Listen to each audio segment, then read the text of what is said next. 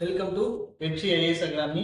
இப்போ நம்ம என்ன பார்க்க போறோம்னா சிம்பிள் இன்ட்ரெஸ்ட்ல வந்துட்டு 2021 குரூப் 4ல கேட்ட கொஸ்டின் தான். என்ன சொல்லியிருக்காங்க அப்படின்னா, ஒரு நபர் ஒவ்வொரு ஆண்டும் ரூபாய் 500 பரிசு வழங்குவதற்காக ஆண்டுக்கு 10% என்ற முறையில் முதலீடு செய்ய ஒரு நிதியை உருவாக்க முடிவு செய்கிறார் எனும் ஆரம்ப முதலீடு என்ன? அதாவது என்ன சொல்லியிருக்காங்கன்னா, ஒரு வருஷத்துல ஒரு ஆண்டுக்கு 500 ரூபாய் வந்துட்டு அவர் தேவைப்படுது. அதுக்காண்டி ஒரு தொகையை வந்து டெபாசிட் பண்றாரு.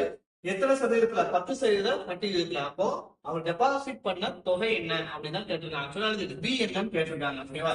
சோ ஃபார்முலா எடுத்துக்காம எஸ்ஐ வந்துட்டு என்னது? PNR by 100. சோ இதுல எஸ்ஐ தான் என்னது? அது வட்டி தான் வந்து 500 ரூபாய் அப்படின்னு வரும். சோ அப்போ 500 இன்ட்டு ஈக்குவல் டு பி தான் நம்மளுக்கு கேட்டிருக்காங்க. எண்ணூத்தி என்னது?